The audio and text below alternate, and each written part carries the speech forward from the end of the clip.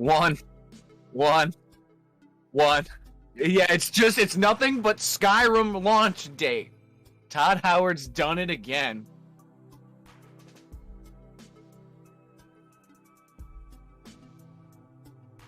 I thought you were.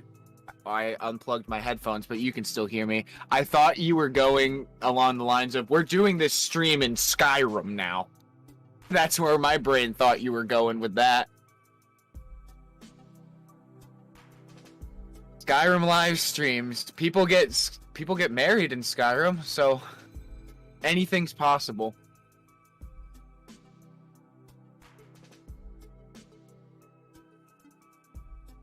Episode 10! Milestone, baby! Woo!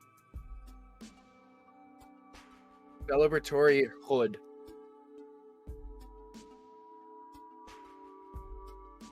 Yeah, we're going to be outdated in like pop culture. We're just going to be the next generation's boomers. It's gonna be grand.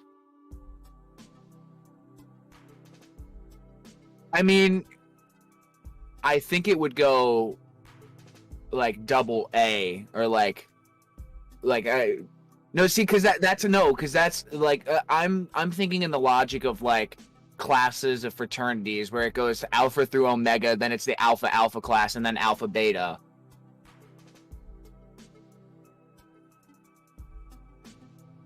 Or they might go like that. Or like Alpha Prime or something, because they want to make it sound they want it to sound cool or something. I don't know. I don't fucking know. We'll find out when we get there, I suppose. It's not our job to decide that. Whose job is it to decide that? let's fucking start this. Hold up.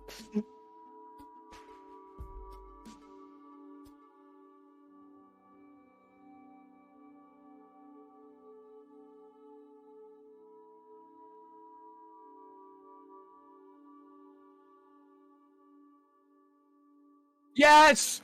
Back in the market, baby! Oh. Crypto police see.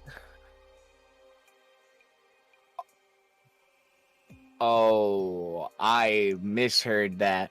Out of the market, baby.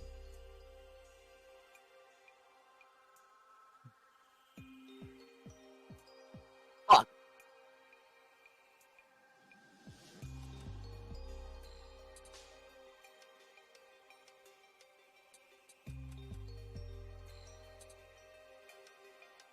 The fact that it only has a 3-digit number terrifies me.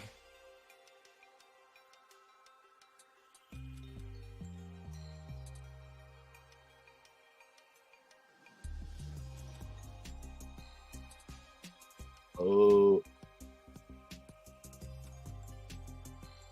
Well, at least you could run Minesweeper on it.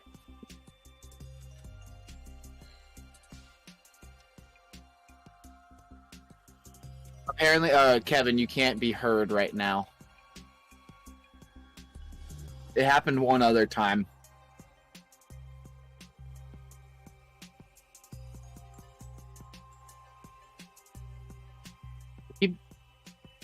Okay. Unsupported stuff is unsupported. Windows 11. All right, I'm gonna ham this article with y'all in chat. Moment in silence. We can't hear Kevin yet. For Sony, what happened to Sony? Microsoft Windows 11 won't technically leave millions of PCs behind. The company told us it won't actually block you from installing Windows 11 on a as long as you download and manually install an ISO file of it all by yourself. But it turns out even that technicality has a technicality. Microsoft is now threatening to withhold Windows updates from your copy of Windows 11 if you take that route. What? Why are they making it so... No, why are they making it so hard?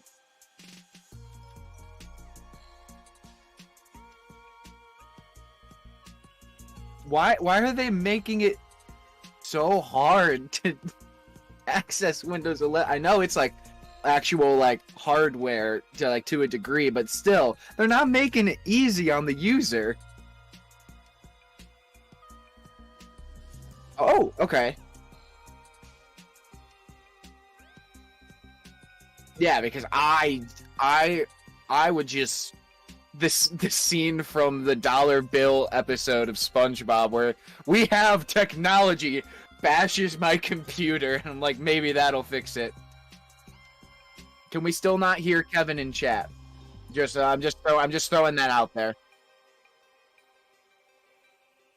But they corrected can't.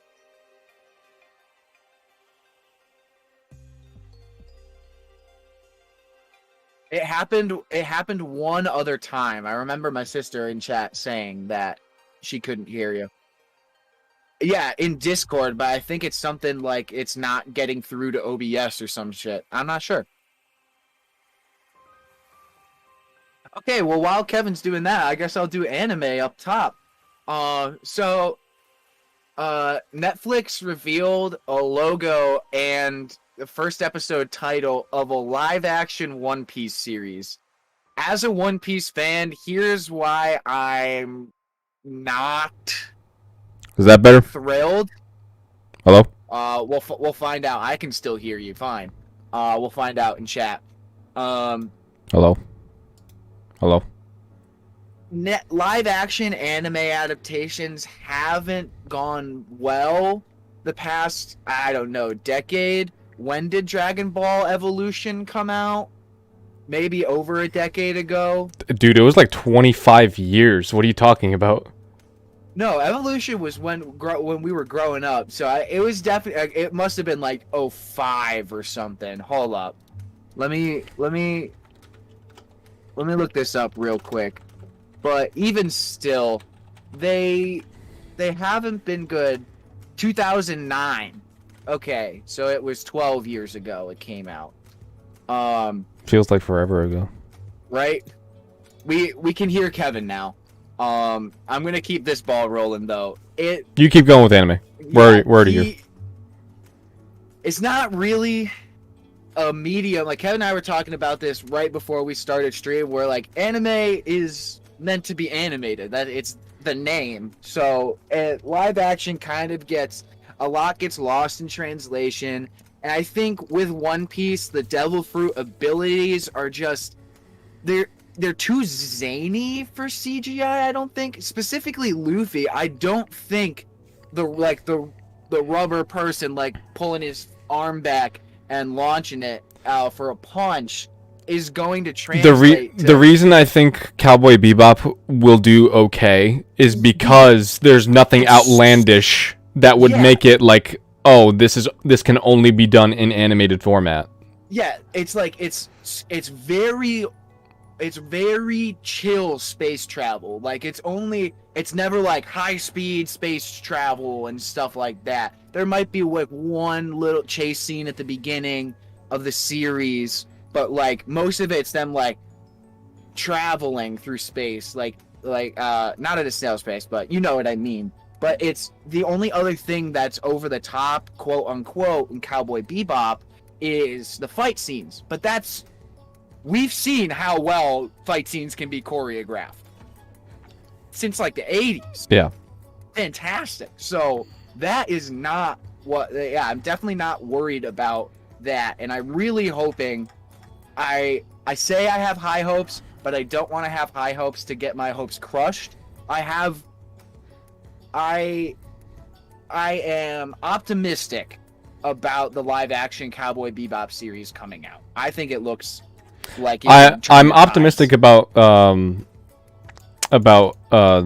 live action series as well. I think this also the live action Last Airbender series actually looks like it could be pretty good. But that's another thing with CGI, it could muddy the waters pretty I mean, rough. CGI is a lot different. It's much more different than it was 10 years ago. Yeah, so for Dragon Ball Evolution. But I'm still I don't think One Piece would translate well to live action. And I don't know. I do know what their goal is. It's they want more money. Third gear, he looked like the Stay Puft Marshmallow Man. Well, One Piece is the highest grossing manga of all time.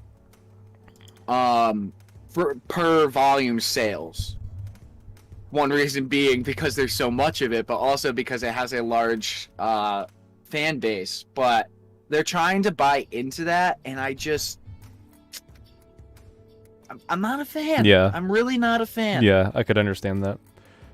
Regardless, first episode's title is Romance Dawn. It's the same title as the first chapter, so like it makes sense. But I don't know. Kevin is a lot louder than Jared right now. I can be louder. I just fixed that.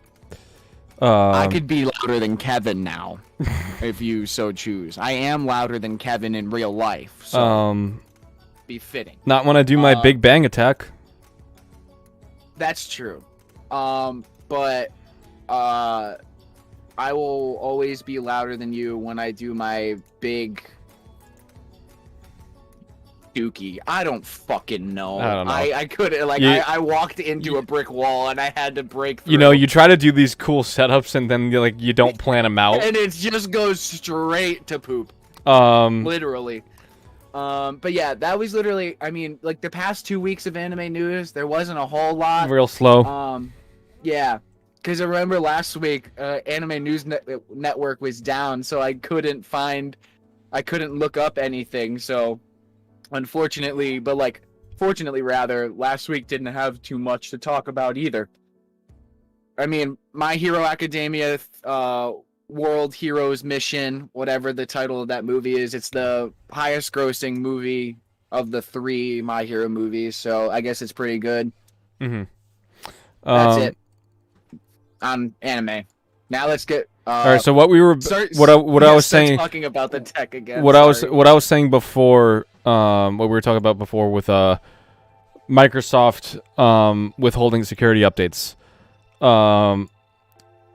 We saw this coming. Like, we saw this coming a mile away. For everyone in the chat, the TLDR is Microsoft is most likely planning to not support manually installed ISO files of Windows 11 on unsupported. What does ISO file mean? The download file. Download file? Okay. Just think of that. Just think of that. Like an installation file. For specifically with systems running unsupported CPUs or older CPUs.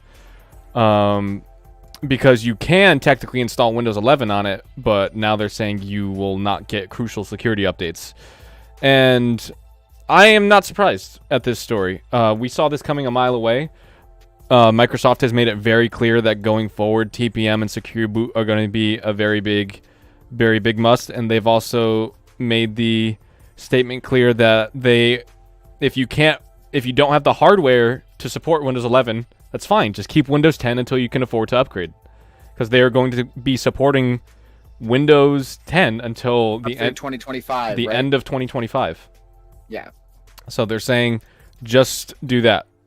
I'm not saying it's a good thing that they're excluding more people from Windows 11, but I'm saying that I just don't understand the confusion or why people are surprised that this happened. Because the writing was on the wall, people. In other news, a big YouTuber accused a retro game grading company of being scammers. Apparently, YouTuber Carl Jobst outlined a series of conflicts of interest between Wata Games, an agency which grades rare and retro games, and Heritage Auctions, which sells the games for record-breaking prices. Apparently, Heritage Games has been artificially inflating the value of the games to sell them for even more high prices. Artificially inflating. Mm-hmm. What? Think of it how like the stock market is manipulated. They're like forcing bids, like on games that wouldn't normally garner that much attention. essentially. Oh, okay, gotcha. So yeah, it's essentially just like stock market. Where can I get the chicken stock?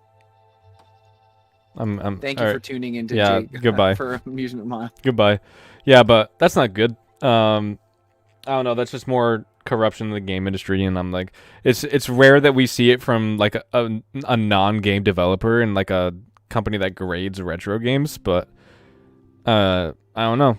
I guess nothing is sacred anymore. In other big news, China has enforced a curfew on gamers under the age of 18. I had seen they were talking about this for a long time, but they finally set it in stone. They signed it into law. People under 18 in China are allowed to play 3 hours a games, like Monday through Friday a week. Or is 3 hours of games daily? I can't remember. No, 3 hours of games a week. Yeah, you can only play 3 hours of games a week during the day, which is much more strict than their original proposal, which was, I believe, 1 hour a day during each day of the week, and then 3 hours per weekend day, for a total of that's 11 hours. So you can have a maximum of 11 hours gaming. But now it's a lot worse. And now they're saying they're also limiting under 18s to playing on weekends for only 1 hour a day. Oh. And you can only do it specifically from 8 to 9 p.m. for some reason. Do you think this has to do something with like an energy crisis? Imagine everyone's internet servers at 8. They just all blow up at 8 o'clock at night. Like, oh, it's server farms are like, rush hour's coming, boys. Yeah, it definitely seems like a totally reasonable law, Fluffy. Yeah. They're claiming it's to protect children from gaming addiction. And they're saying apparently China does have, at least more than North America, it does have a bigger problem. I wouldn't call it an epidemic or like a serious crisis, but apparently they do have a bigger problem with minors gaming for long hours during weekdays specifically, and that's mainly because like China has the culture where like both parents work 2 jobs, and they're probably not there for like most of the day. They're probably working like minimum of 12 hours a day. So the parents really aren't there to like raise the child. So instead, a video game or a television raises the child instead, which is unfortunate, but that's the culture, that's the work culture that China has been enforcing. So that is just where we are on that. It is very unfortunate, and I don't like to see kids punished for this. But yeah, I just think the whole thing is bad. At the same time, it's the meme. It's the secret ingredient is crime. People aren't going to. They're going to be a quantifiable percentage of the youth is going to be like still playing games or like finding ways around like being caught. Not necessarily. Not necessarily. Because so the way that China is I don't know, they haven't fleshed out their policy on this, or at least not made it public, but the way that China's China has like a social point system, and like it's essentially, think of it as like a credit score, but like every interaction you have basically is it's like that Black Mirror episode. Exactly. It's like a social credit score, and potentially if the kid were to do that, then since they're under 18, it wouldn't hurt their social like credit score. It's not called that, but that's what I'm referring to it as. It would hurt the parents, so the parents would get punished for the kids' wrongdoing. I wouldn't even call it wrongdoing. The kid just wants to play games, but that's like I have no doubt that China would crack down on this, and they probably will enforce this. Like, probably not, like, super strict right away, but, like, they're definitely, like, moving into, like, doing this full force. Clearly, this has been planned for a while, because I remember hearing stories about this, like, 3 years ago. But now, now it's finally here. In other news, a new AMD patent proposes that they are working on quantum computing teleportation to make CPU management tasks more efficient. What? Have I talked to you about quantum computing? I literally, that doesn't process in my head because of how, like, futuristic that is. So think of it like the way that it was explained to me was like, think of so all computer code is binary, right? Yeah. I was joking about that at the beginning of the show. The show's in binary. So it's all in zeros and ones, right? Quantum computing, it's not even the same scale. It's not just zeros and ones anymore. It's the entire number spectrum. So that amount of computer language potential and that amount of efficiency potential that allows for literally limitless possibilities, limitless hardware and software capabilities for quantum computing potential. So that the AMD has filed a patent looking to essentially make teleportation quantum computing, which is they're working on a multi-SIMD quantum processor architecture. I don't know when this would be rolled out or even if it will be. And I'm surprised that AMD is the one to do this because they are such a mainstream CPU manufacturer. I would estimate that this would be like for laboratory purposes, but like AMD is like a commercial company, which is interesting. But yeah. Yeah, that's a big left turn from AMD. I am like a surprised, but hey, if there's a market, you know. If you don't know about the possibilities of quantum computing, there's some TED Talks that I watched about it, so go look up quantum computing TED Talks. They do a great job at like getting you excited for the future of computation. So go watch those if you've got a few free minutes. More Windows 11 news. Windows 11 has a release date. Windows 11 will be offered as a free upgrade for Windows 10 users on October 5th. Oh, that's literally like just over a month away. Yep, exactly. It will start rolling out the upgrade on October 5th, and it expects all eligible devices to be offered the free upgrade by mid-2022. So it seems that this is not coming to all platforms at first to upgrade, wow. But it seems at least the DIY community and pre-built systems, they have an upgrade path for Windows 11.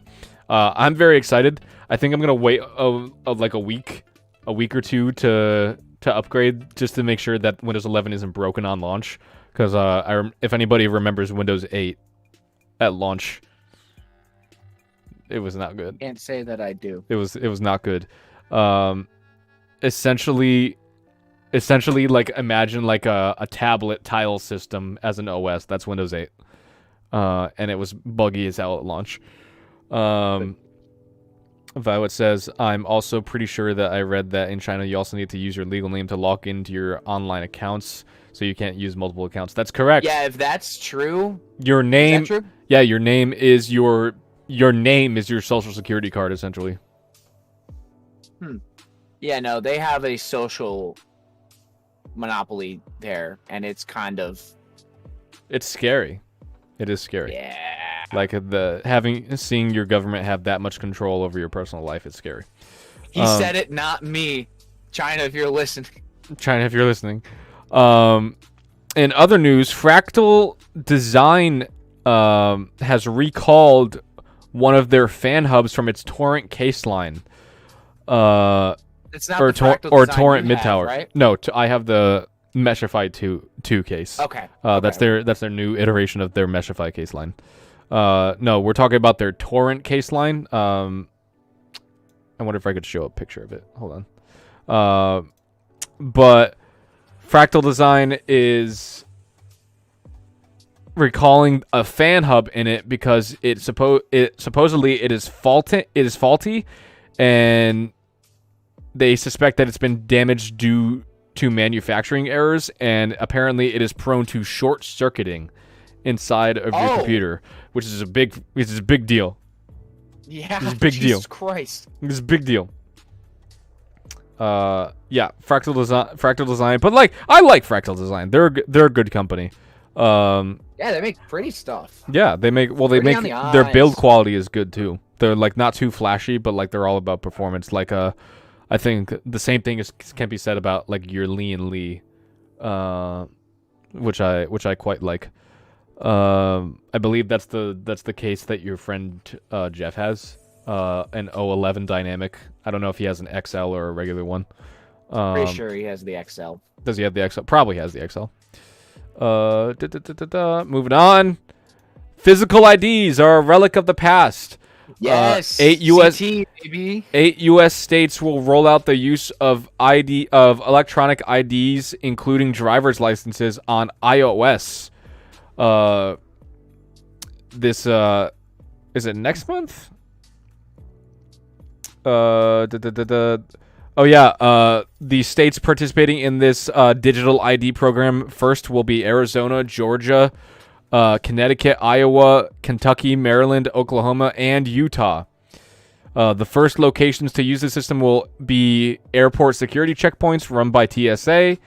Americans usually need some form of state ID to travel by air domestically, unlike other countries in which a passport is widely used.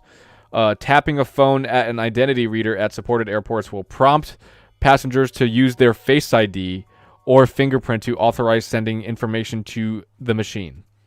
Users do not need to unlock, show, or hand over their device to present their ID. It is as simple as just scanning your phone on identity readers at TSA. Interesting. Do you have thoughts about this? My only question is, do I have to update past iOS 15 to use this feature? Most likely, yes. Shit. Most likely, yes.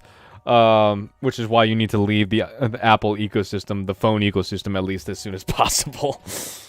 Don't worry, no, I'm back on like iOS 12, maybe 13. Maybe. So... Oh, did you downgrade? Oh, I don't think you can downgrade unless you like no, you I haven't jailbreak downgraded. it. I just historically do not. You just don't update your iOS. Oh, that's actually kind of scary though if you're that far behind, because like there's security updates in there that you need. And you're a man of culture, so that could be potentially incriminating. But yeah, I'm gonna be honest, I'm not a huge fan of this, at least not yet, and I don't think Apple should be the one to do it, especially considering in related news. They actually just walked back their policy, similar to OnlyFans. They walked back their policy that they were going to use their own CP scanning technology in their iCloud photos, on their iCloud storage photo scanning. Again. It's fine, I well, guess. no, because most likely they're just going to wait until everyone has forgotten about it and then do it anyway. Jesus Christ. Yeah. Because I mean, there's precedent for that. Apple has done that in the past. Absolutely. It can all be found in your terms of service, like which no one ever reads. So why would they know? Yeah. Apple will just hide it in your terms of service. So through Chad's read the terms of service and hit decline. I actually legitimately I have started reading the terms of service for almost everything. Like specifically monster, I love it. Specifically when it comes to privacy. Specifically. Other than that, like if you're like, oh, this is our policy on refunds, if it's on mobile, odds are I'm not gonna buy anything anyway. So yeah, that's just that. In other news, sorry, Amazon, this one's on us, says EVGA. So apparently last month when there was a whole bunch of 3090s from EVGA getting bricked by Amazon's new beta for their RPG New World, everyone thought that it was New World's problem, and everyone immediately blamed Amazon for being tone deaf for not listening to their for their beta testers. No one believed Amazon when they were like, "It's not us." That says something about the reputation of the company, though. That's honestly, I mean, they have it shows, yeah. The leadership can blame themselves for who believes who, but this time it was actually not their fault. It was about 24 cards that experienced these things. Why are you booing me? I'm right. It was about 24 EVGA 3090s that experienced these bricking issues, and supposedly it was due to soldering errors on the actual memory boards. So EVGA apologized and immediately refurbished and sent back the units, and free of charge, obviously, to all the people affected, which was good on EVGA for coming out and taking this head on. Good on them. Good on them. Good on them. Good on them. In more lawsuit news, another day, another settlement. WhatsApp has been fined nearly the largest settlement fine in history in the not the United Kingdom, in the European Union. They have paid a settlement fine of 225 million euros. This stems from an investigation which began in 2018 about whether WhatsApp had been transparent enough about how it handles user data. And the investigation found that it was not transparent enough with users about what they did with their data and who they sent it to and who they sold it to. So because of that, WhatsApp was just issued the second largest GDPR fine in EU history at 225 million euros. Yikes. Oh, that is is it, I don't know. Is it too hard to ask to not have all my stuff sold?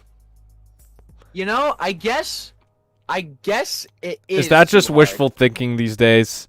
I think it's become wishful thinking. I think we live in a technology state, so it was bound to happen, and it's just happening now.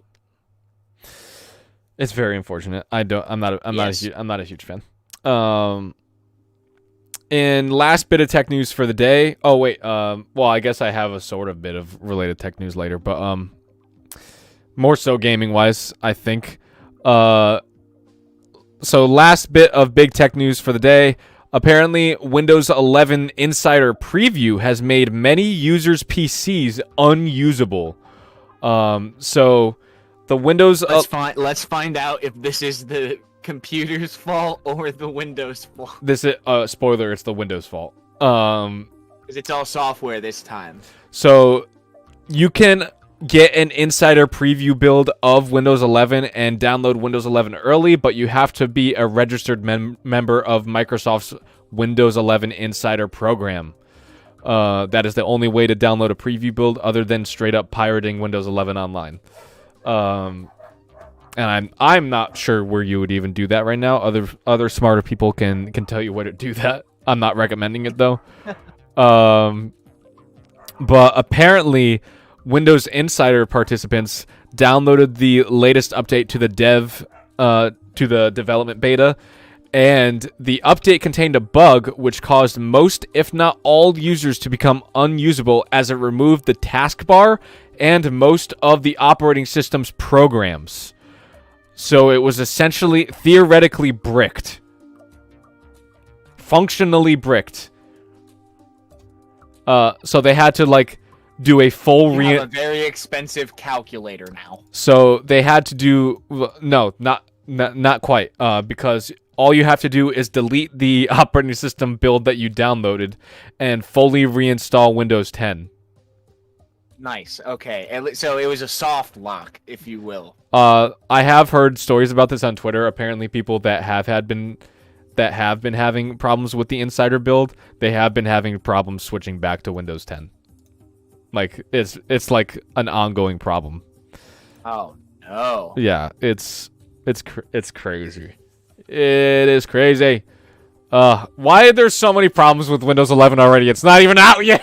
It's not even out for it's not even out for over a month. How are there so many problems? I don't know. Moving on to gaming news. I guess this is gaming news. I don't know.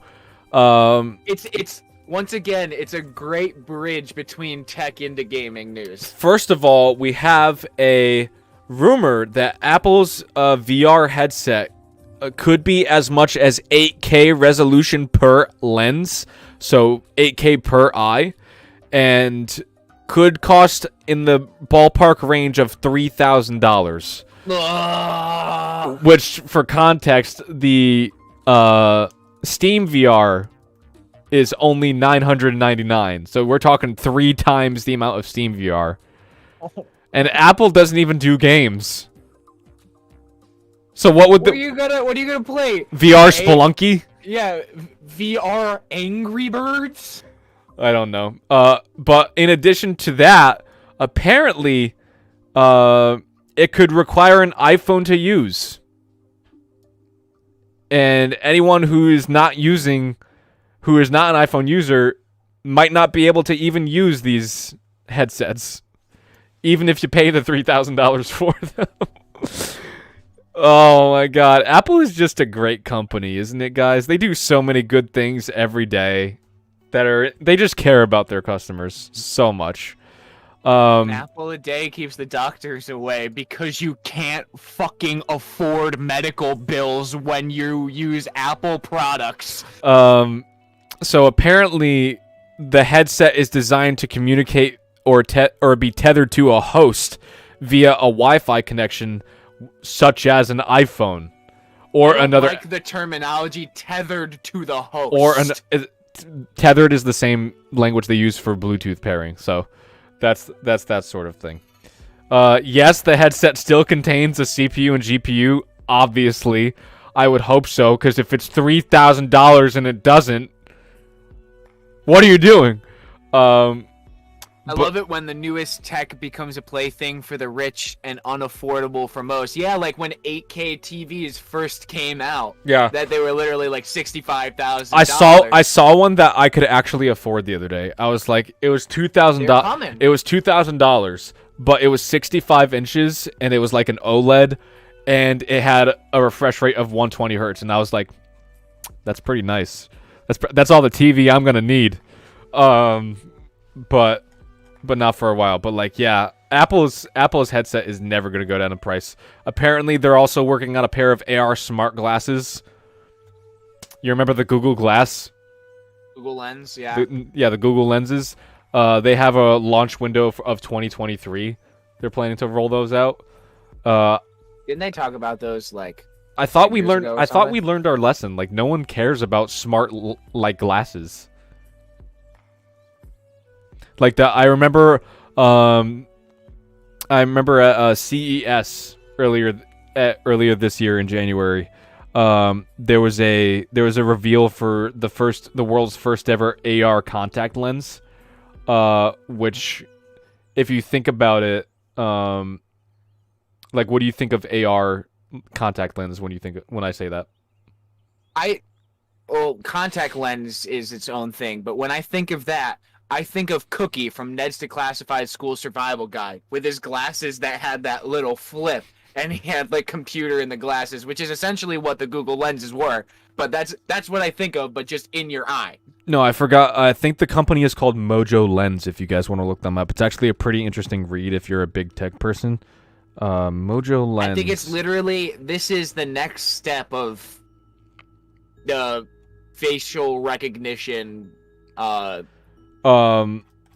tyranny. What I saw at CES, it was like gave me very strong cyberpunk vibes, but like now. So apparently they're 56 years early. Apparently the AR display that is inside the lens will be able to give you turn-by-turn directions a la Google Maps while walking, so you don't even have to pull out your phone. You could just... It'll give you directions inside your eye lens. It will also give you important steps. It'll give you, like, WikiHow guides for replacing machine parts, or, like, potentially even YouTube videos for, like, walkthroughs on how to repair certain machine parts.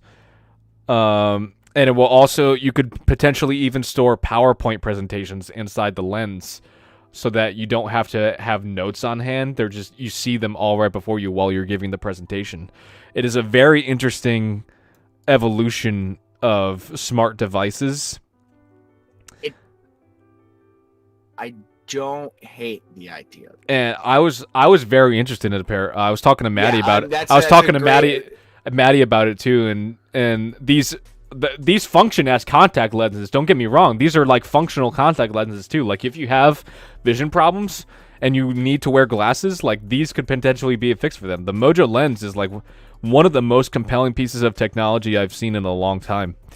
That was a great way of putting it. I'm very interested in the development of this. But the biggest thing I saw is it could theoretically, with the technology available, if you forget something, somehow it's able to access your optic nerve without making direct contact with it. It just senses it, and it is able to access things you've forgotten and remind you of them. Once again, this is a different episode of Black Mirror. But, like, it's Black Mirror in real life. Which, to a degree, is not something to be smiling about. I would buy these over, Apple's stupid-ass VR lens headset. Because supposedly, like, they don't have a set price yet. They're still in the prototyping stage.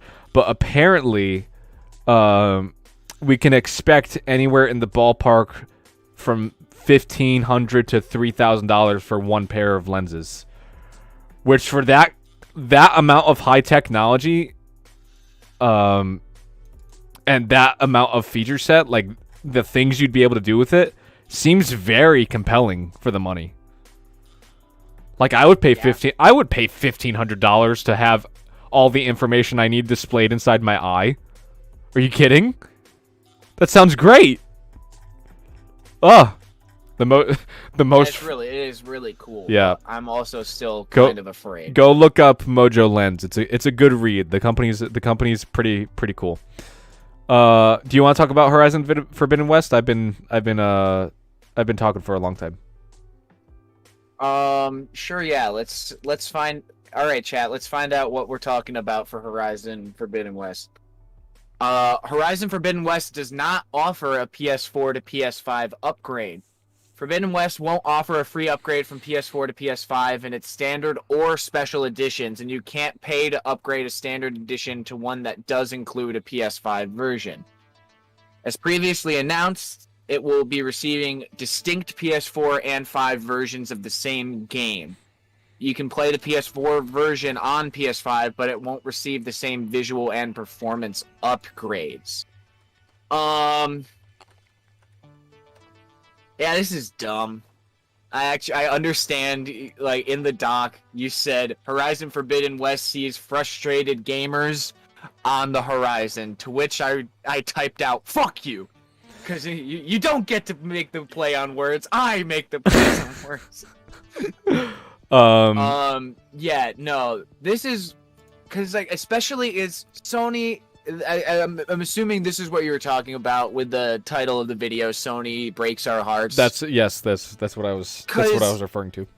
They were taking good steps, like most recently with Ghost of Tsushima director's cut, or like that made a lot of people divided as well. That was very polarizing as well, because many people were like, we shouldn't have to pay for an expansion on a game that we shouldn't have to pay additional money for an expansion that we should already own for free. Yeah, but like, even still, now Sony is backstepping again. And like, okay, well, fine. Fuck you guys. You don't want to pay it. Well, now you have to buy the whole game over again. Like, yeah, which because is even worse. I mean, even worse. They're technically correct, because a lot of people are saying, "Oh, you just can't buy Horizon Zero Dawn if you buy it on PS4." Or sorry, Forbidden West. You can't. You just can't buy Horizon Forbidden West on PS5. You can't upgrade on PS5 if you got it on PS4. You got to buy it twice, which is not true.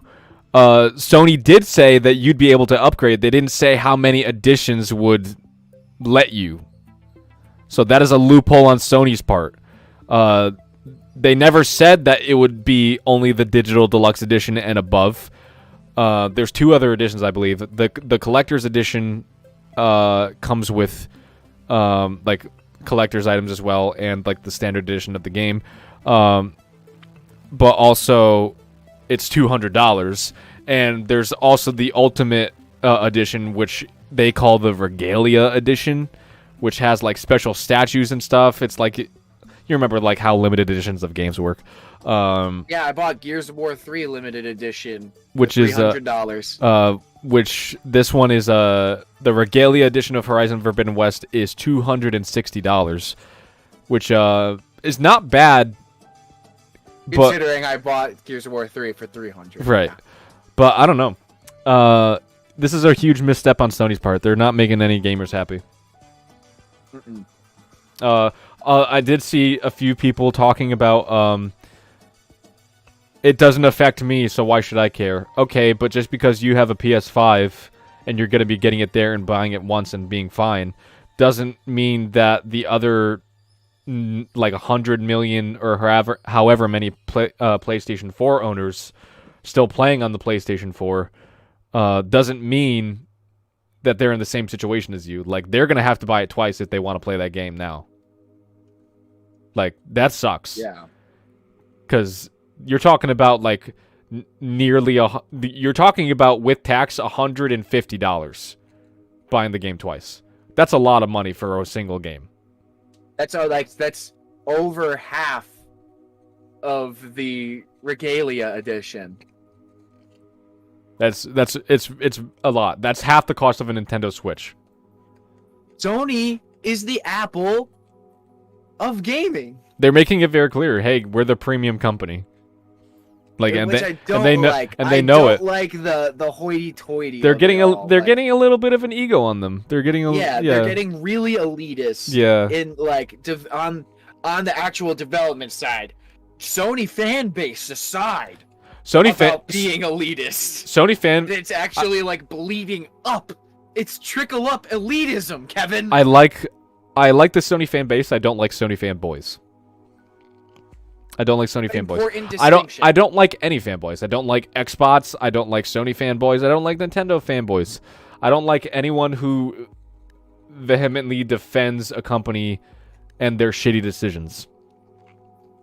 Just because at some point I was a fanboy of something, and now I'm sitting here sweating as I'm hearing you preach on this soapbox. Like, I hate all fanboys. No, I used to be a Sony fanboy for real, and I realized how close-minded, like, a way of thinking that is, because, like, a console is a console. Like, you shouldn't pick sides like it's a sports team. Tribalism is bad. No matter which way you slice it, it's dividing, and it's the only job is to, like, get you to separate you from each other.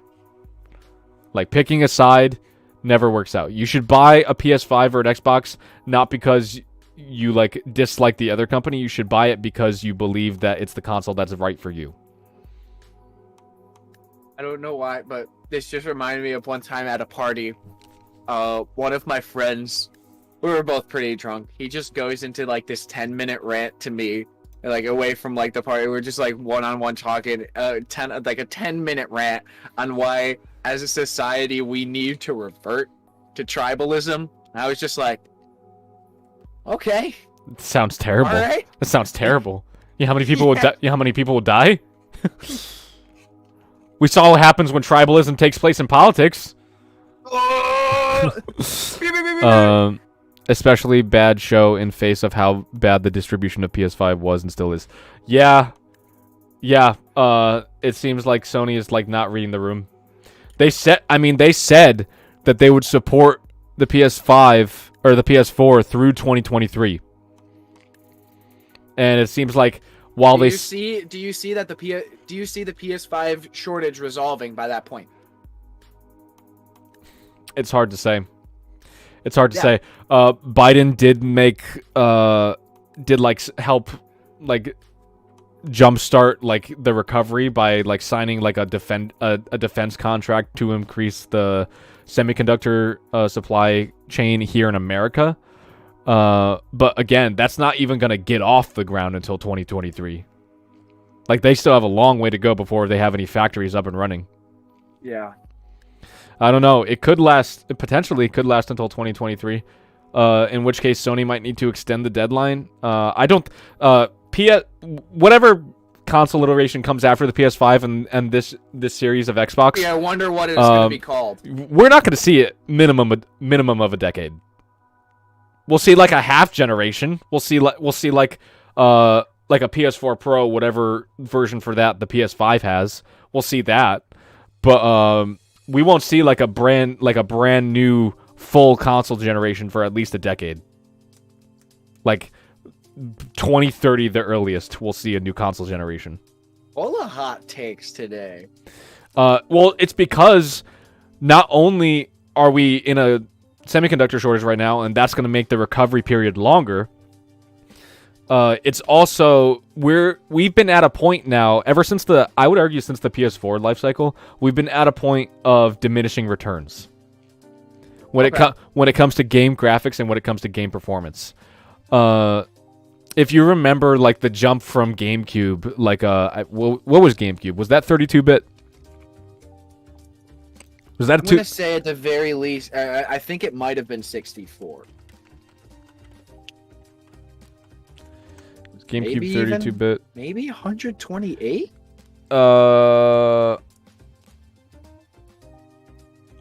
PS Plunto and Xbox Pubis Edition. Leaked names.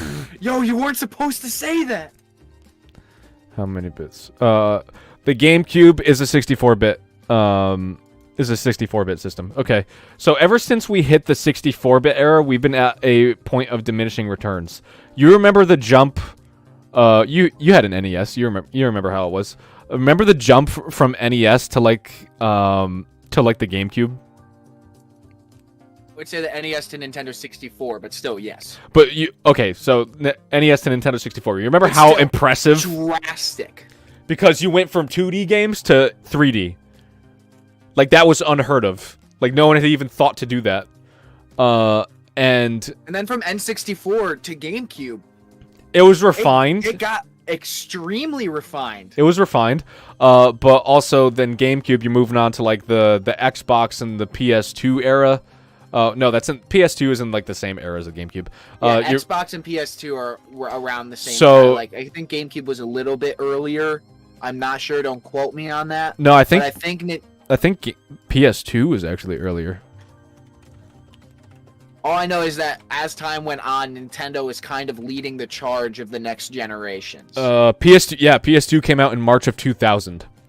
Okay. GameCube came out in, I believe, 2001. Yeah, 2001. But you remember... Oh, it's actually the 20-year anniversary of the GameCube in a couple weeks. It turns 20 on the 14th. Hey, it sounds like we gotta set up a Mario Superstar Baseball stream. That sounds great. I need a capture card, though. Swear to God, I'm getting one, chat. I swear to God. Swear to God. One is gonna be on the way in the next few weeks. I will get one. Much, same energy as me buying a PS5 that came the day before Resident Evil Village's release. I am going to get a capture card for the 20th anniversary of the GameCube. Or you delete your channel. Or delete the channel. But the point I'm trying to make, ever since we hit the Nintendo 64, we've been at a point of diminishing returns. Because the only difference between the the PS2 and the PS3, since we were already in 3D, the only difference was the graphical fidelity. Like, we went from like 480p, so standard definition games, all the way to 720, so we went to HD. And after the PS3 or the PS4, we went full HD. And then the half generation, we went to 4K. And now we're even at a bigger point of diminishing returns. Now we're at 4K. Now we're at 4K. We're at 4K at high frames. Supposedly, they said these consoles are 8K capable, but don't expect that to be a reasonable target for most games. That the marketing on the 8K part, like it says 8K on the PS5 and the Series Xbox, don't expect it to be nearly the amount of games that are available in their catalogs. Don't kid yourself. The consoles have trouble going to 120 hertz at 1080p, and you expect them to perform at 60 FPS at 8K? Get over yourself. I was like, I'm gonna say like 15 at 8K. No, they maybe can do 10. Maybe 10. Only if they're lucky. But yeah, we're at a point of diminishing returns. I forgot even the point I was trying to make. How we even got on this topic. Yeah, no, we talked about for so long the train of thought. I went to look at the talking point on the dock, and I was like, how do we get here? I don't even remember how I got. I just got so heated for some reason. I don't even remember why I got mad. I don't even remember it. Finally, now you know. Now you know how it feels to get mad and you don't know why. No, but this is the difference. I just forgot. You just never know why you're mad. You just walk around with angry face. I'm like, what's wrong? You're like, I don't know. I think that's called mental health issue. Probably. In other news, next week on September 9th at 4 p.m. Eastern Standard Time, we are getting a major PS5 showcase. Actually good Sony news. Sony has dubbed this the future of the PlayStation 5 conference, which is very exciting. I've seen rumors from top to bottom, little to small, little to huge, little to small. Little to small. Little to small. A lot of people seem to think like we're gonna get a huge announcement like Marvel Spider-Man 2 or something like that. Which there's definitely going to be at least a big reveal. I believe that a PS5 showcase, like I believe that there's going to be at least one big reveal. Yeah. I believe there's going to be at least one big reveal. Do you think we'll see more Ragnarok information? I think it's likely since we haven't gotten anything besides the logo. And Sony is a company that likes to play its cards close to its chest. You remember last year in September, it's actually the 1-year anniversary of the PS5 reveal in a couple weeks. I remember watching that and literally just like we were off. We couldn't sit down. But Sony wouldn't call this future of the PS5 showcase unless they had something worth showing. Unless they had something big to show. Because you remember the last time they hyped up an event this much? They're hyping up this event like crazy. Like, they're legit marketing it. It'll last around 40 minutes and will show off games releasing this holiday and beyond. Yeah. Only going to be 40 minutes? Well, the last one, you remember, it was about 40 minutes. I think it was like 45 or something like that. It was, or might have even been... It felt like 3 hours. I was just like... Might have even been 48. But I think my predictions, I think we're going to get a more, like, not just a teaser for Ragnarok. I think we're going to get potentially a trailer, possibly even some gameplay footage. Like alpha footage. I would love to see some alpha footage of Ragnarok. We'll see. That is one thing I have. A lot of people seem to think they're going to reveal Silent Hill. Like the whole Blue Point box conspiracy games thing. That's still making the rounds.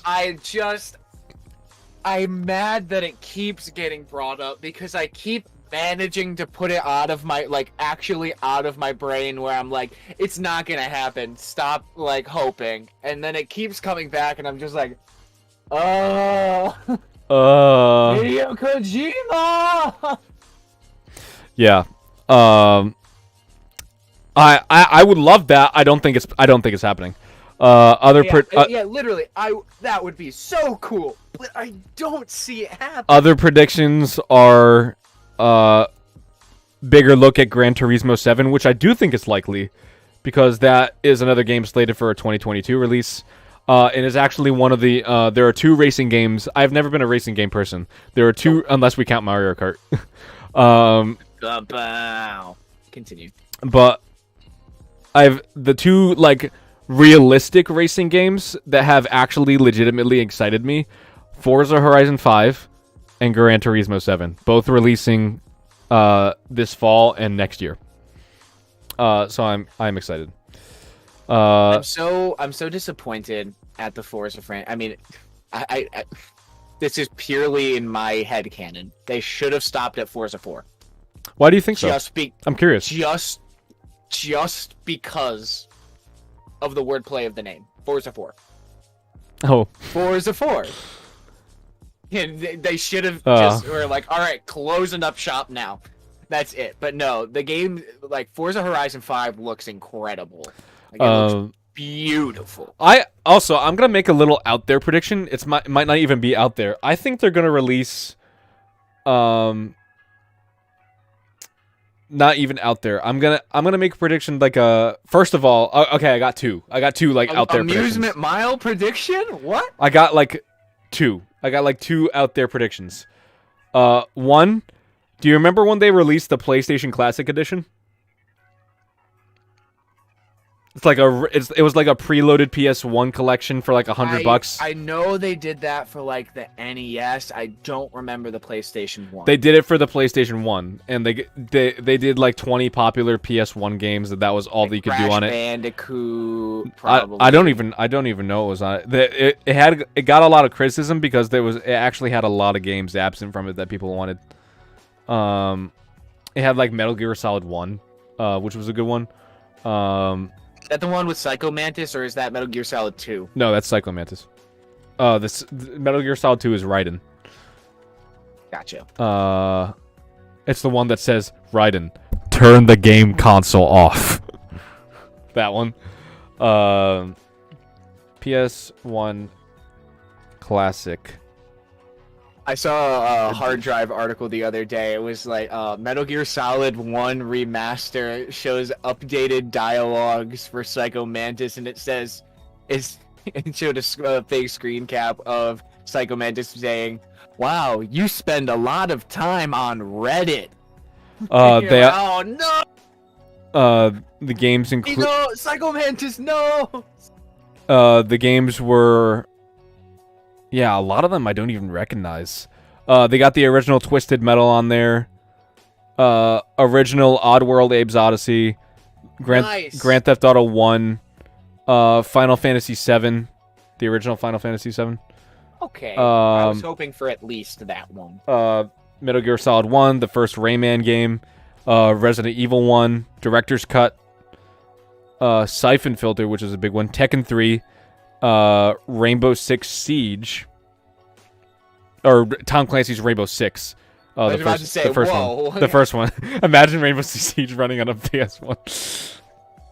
I can't. And then the rest I don't recognize. Like that was a big criticism. Like there was only like maybe 6-7 games that people wanted to play on it, and then the rest, like, otherwise it wasn't worth buying. And they released it for $100.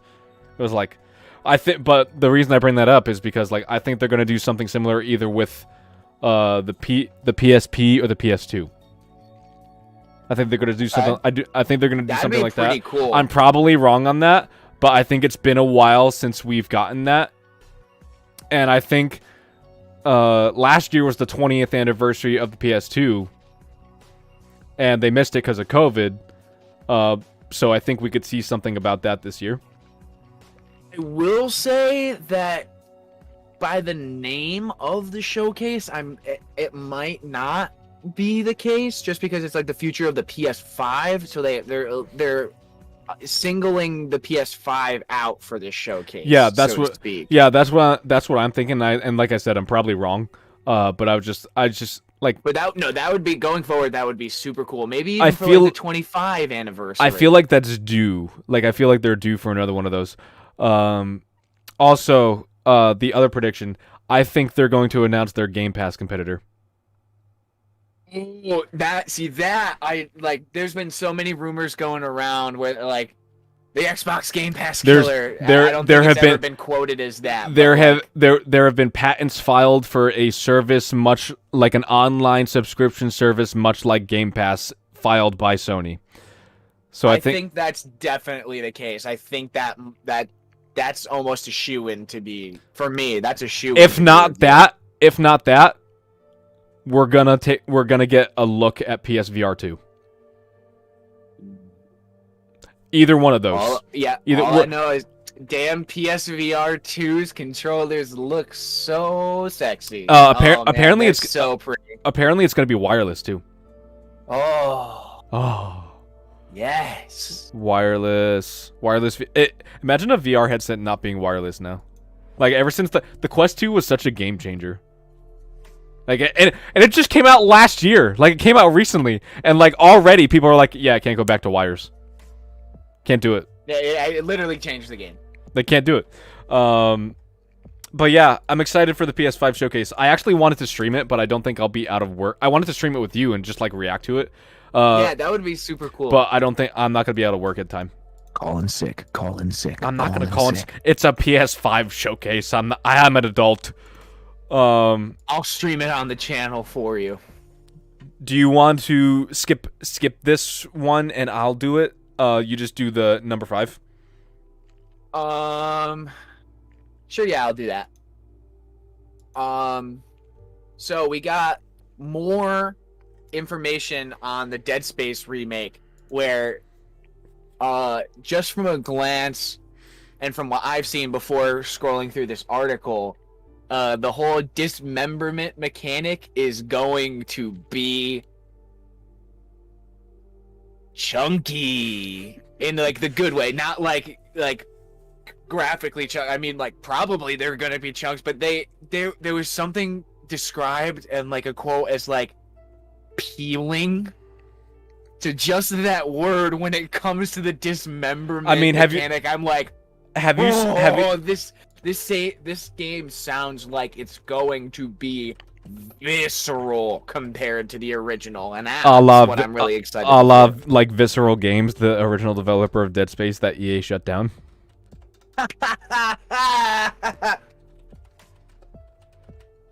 Anyway, it looks like. Have you seen the pictures though? Yeah, no, it looks polished as hell. Like, I wish I could show this image, like the top image in this article on. I'm just gonna on stream. I'm gonna show I'm gonna show like a. Wait. Is it in the article I sent? Yeah. It's like it's like 2 paragraphs down. Here, I'm gonna. I'll put it up. Even in this early look, Dead Space Remake is shaping up to be a stunner. The environments are built on top of the layouts from the original game, but there will be more details in areas like texture, lighting, character models, and more. Like, it looks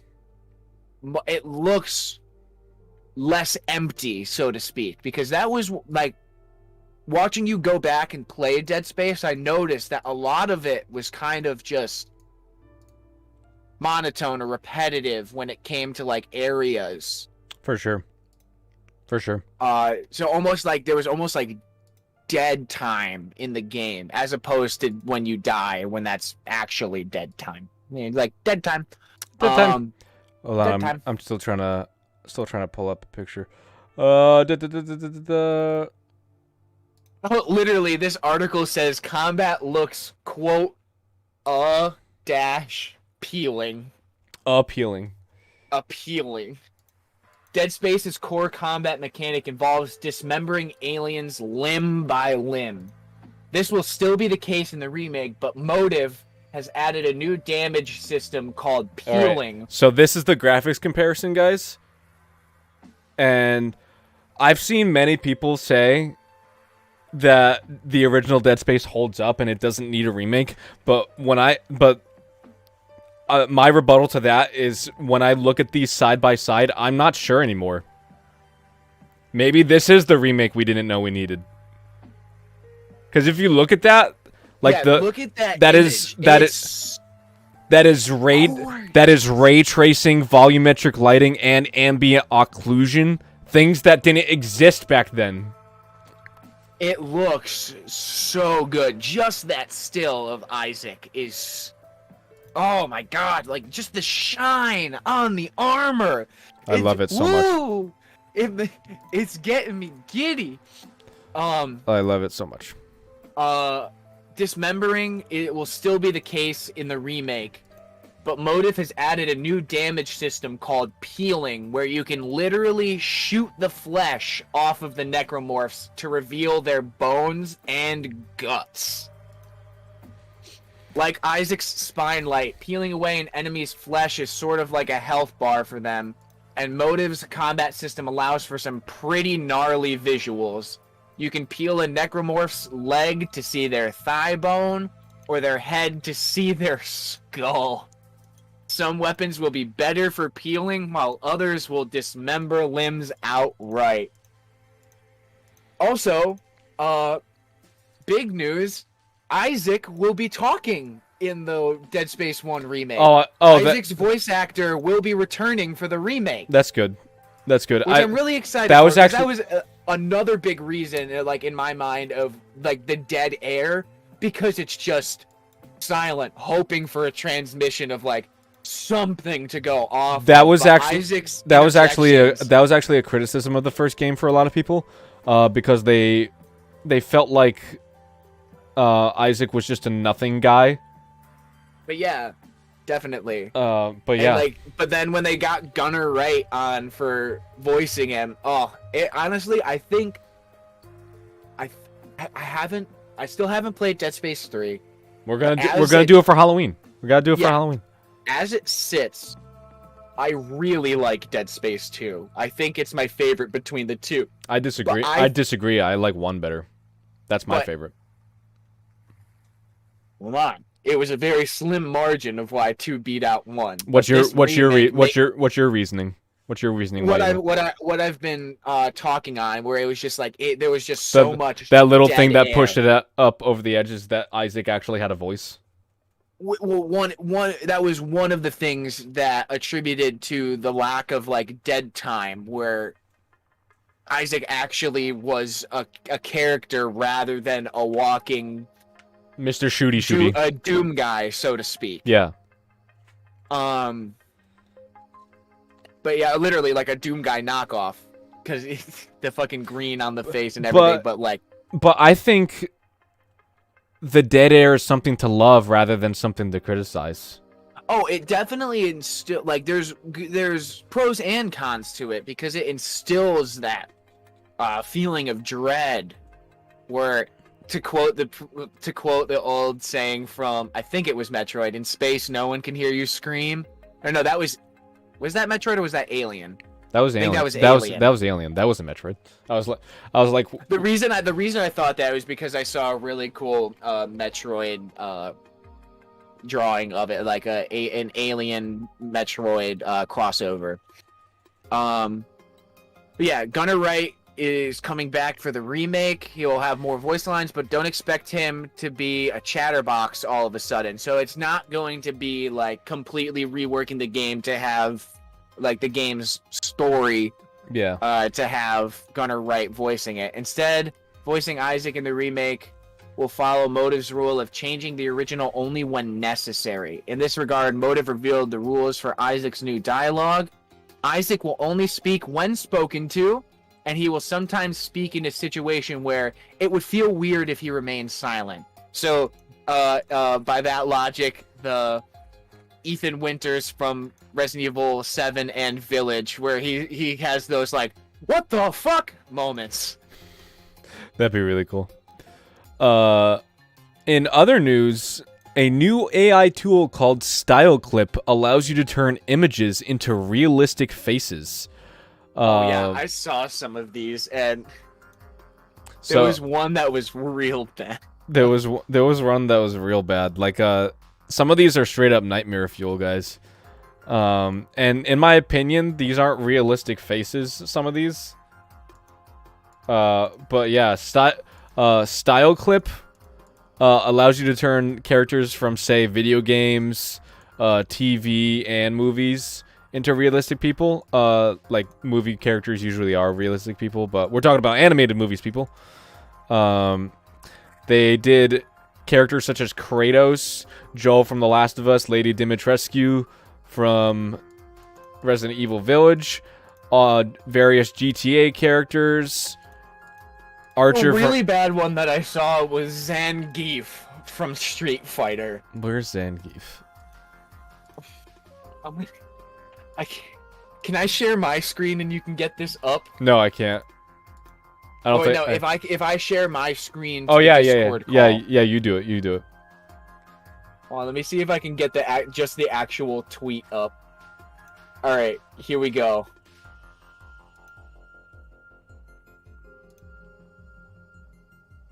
That's Zangief. Oh god, that is terrifying. It's one of the scariest. But they think that. But they think that looks more realistic. They think that looks more realistic. I don't know why they would think that. I don't know. It's terrifying. That's scary. But I can't at the same time. I can't stop laughing looking at it. All right. That was it. That was it. Yeah, but it's an interesting tool. I don't know why we needed it. I didn't want to see these people as these nightmare fuels, but it's here. In other, it exists now. In other gaming related news, DC. This reminds me of that article where that old lady went to restore the picture of Jesus, and she made it look like a monstrosity. Oh God, no thanks. It's the same energy. You're like, what happened to Zangief? In other news, oh jeez. The DC Fandom event will be on October 6th. Yeah, just Fandom. To clarify. Will be on October 16th this year, and it will feature various in-depth trailers and looks at various movies such as Aquaman and the Lost Kingdom, Black Adam, and Shazam 2, as well as in-depth gameplay of Suicide Squad Kills the Justice League and Gotham Knights. I forgot what game that you acronymed it, so it was SSKTJL, and I was like, what is that? I was what is that? I was like, what is that? You're trying to figure it out. I was like, Skjl. But yeah, I'm excited. I'm excited. Like, I remember the trailer for Suicide Squad Kills the Justice League, and it looked real fun. I want to play I want to play as Man Shark. I want to play as King Shark. So fun. I also am excited to see more of Gotham Knights, because the trailer that came out when that was announced was also really cool. People are scared. People are apprehensive that it's going to be another Marvel's Avengers. Because they heard that it's going to have like co-op multiplayer, which is something that Marvel's Avengers had, and it might be sort of a grind thing, but it does have the same. I was looking at it more in the vein of like I mean, this is what I'm assuming they're trying for, which I'm about. It's like a co-op Arkham Knight, essentially, or an Arkham game, but co-op. Yeah. Arkham Knight did have. No, it didn't. It had AI bots. I thought it experimented with like co-op in the DLC packs that it had. It had so much DLC. But I stopped playing after Arkham City. Dude, Arkham Knight is good for different reasons. Like gameplay wise, yeah, it's got some misses, but like story. I did watch a compilation of all the boss fights of Arkham Knight. I'm gonna say like a year after it came out. I've completely forgotten. You got to give it a play though. Like the combat is the most polished it's ever been. Like you actually use the Batmobile in part of your combat. Like ooh, that's kind of fun. That reminds me of like using the motorcycle in Devil May Cry. I don't know. This is a hot take. I like the Batmobile in Arkham Knight. Does that make me bad? Does that make me a bad gamer? I can't applaud your opinion or denounce it because I've not played the game. If you want to play the game, if you want to play the game, I have the PS4 version. Don't buy the PC version. It's buggy as hell still, and it released in 2015 and it's still buggy as hell. They had a team. Rocksteady had a team of 10 people who ported PC games to console, but they had no experience porting them the other way. So it was just, and it was like a team of 10 people, like for real, for a game this massive. Like I was just like, ugh. But they like, yeah, if you want to borrow the game, dude. Like I got the PS4 version all set up. I got all the DLC too. Word. Yeah. Do you want to do the next one? Yeah. So, the first new Game Boy Advance game in 13 years smashes its Kickstarter campaign. Good Boy Galaxy, an upcoming game for Game Boy Advance, Switch, and PC, has smashed its Kickstarter goal. Kickstarter. Yes, it's 2021 and a brand new game is coming to the 20-year-old Game Boy Advance. Well, about a month to go. We have more news. I'll wait until you're finished with this. Okay, word. I'll do like the overview and then you follow up. You'll do the old one too.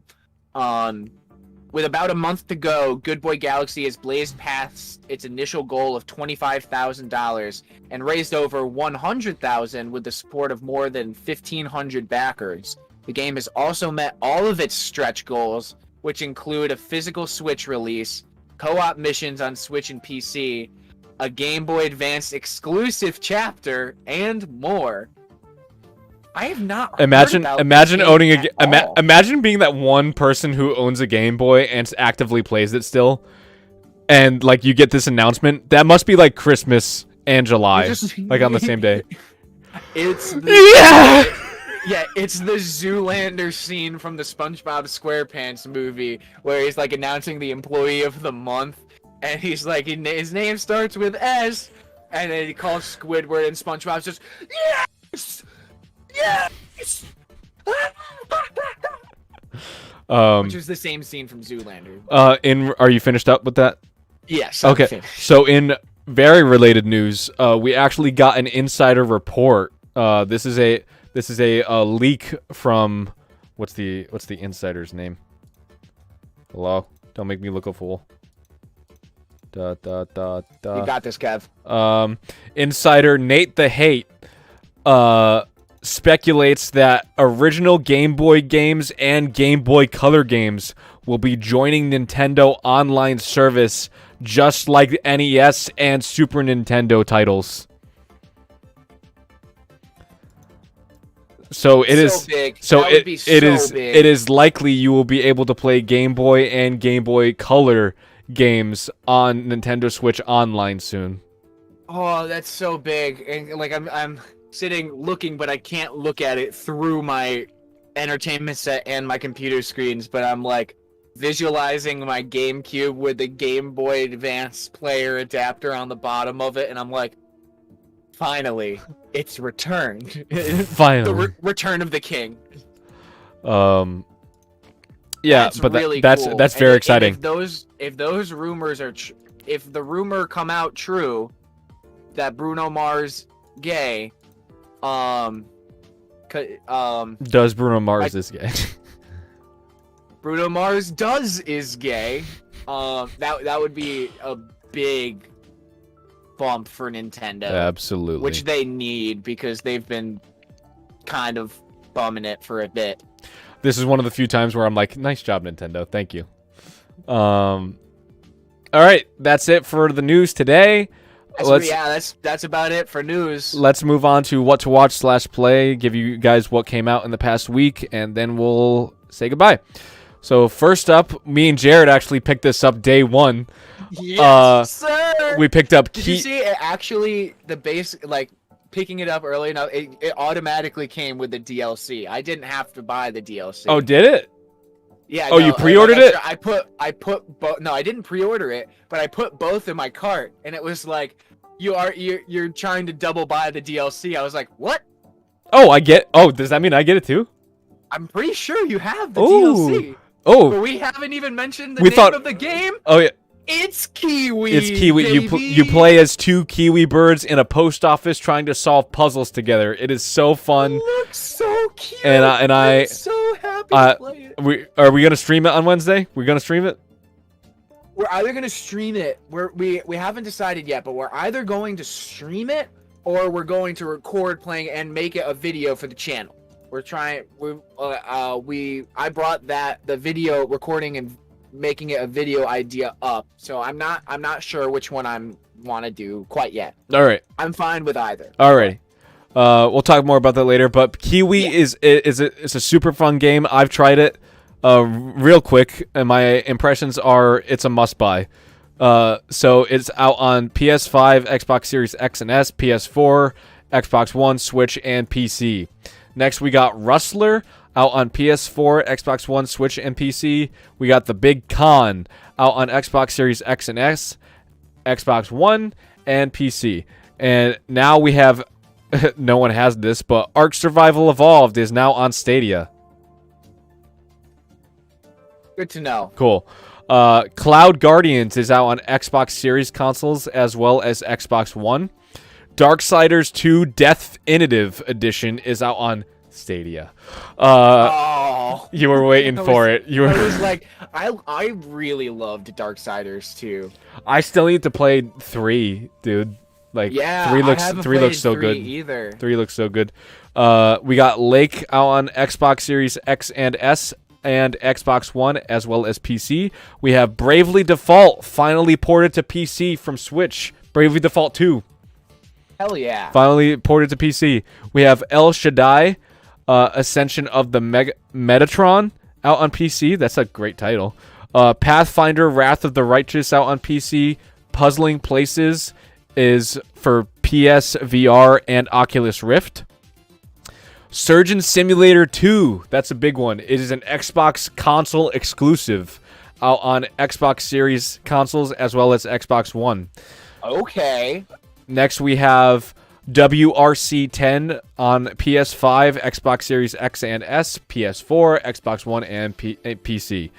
We then have Big Rumble Boxing Creed Champions out on PS4, Xbox One, Switch, and PC. Then we have Golf Club Wasteland out on PS4, Xbox One, Switch, and PC. And finally, we have The Medium, which was a PC, and it was a Microsoft exclusive, let's call it, because it was on Xbox consoles as well as PC. But now it has just been ported to PS5. So go try The Medium. It is very good. Off to you, Jared. I'll have to look into it. All right, so we've got, for movies, we have Afterlife of the Party on Netflix. We have today Shang-Chi and the Legend of the Ten Rings, which I'm really excited for. It looks so good. I'm gonna wait until it comes out on Disney Plus though. Yeah, I want to go see the Eternals in theaters though. Well, yeah, that's not coming to Disney Plus first. Yeah, no. Well, this past week or two, Kevin, Maddie, and I went to go see Free Guy in theaters. So good. It was best video game movie I've ever seen, and both Kevin and I agree that it's because that it's not based off of a video game. It's because like it's an original idea. Yeah, and they did it so well, and very tasteful references. Like, it's video game meta. It's not video game, you know? Yeah, exactly. That's a great way of putting it. But there was a trailer for the Eternals in theaters, and I turned to Kevin afterwards, and I was like, Kevin, that trailer actually made me tear up. Started crying, and I was like, why? You were like, why? There wasn't anything sad in it. No, it was just so beautiful. And, like, it was a trailer in IMAX, so that's the best way, much like it's the best way to experience a movie, it's the best way to experience trailers. I guess, but I was just like... I guess. Started tearing up a little bit. So yeah, no, I want to go see Eternals in IMAX, because that's going to be amazing. It sounds good. I digress. Shang-Chi and the Legend of the Ten Rings, out nationwide. Cinderella, out on Prime Video. Limited releases are Hands Up, Zone 414, The Gateway, Yakuza Princess, We Need to Do Something, Powder Keg, Mogul Mowgli, Saving Paradise, and Good. Good in all caps. Good. And then we have a few more Netflix releases. JJ and E, spelled like capital J plus E. Worth, also out on Netflix, and I'm pretty sure that is it. All right. Yep. Let's wrap it up with TV. Take TV away. Take the TV away, Kevin. What We Do in the Shadows is out on FX.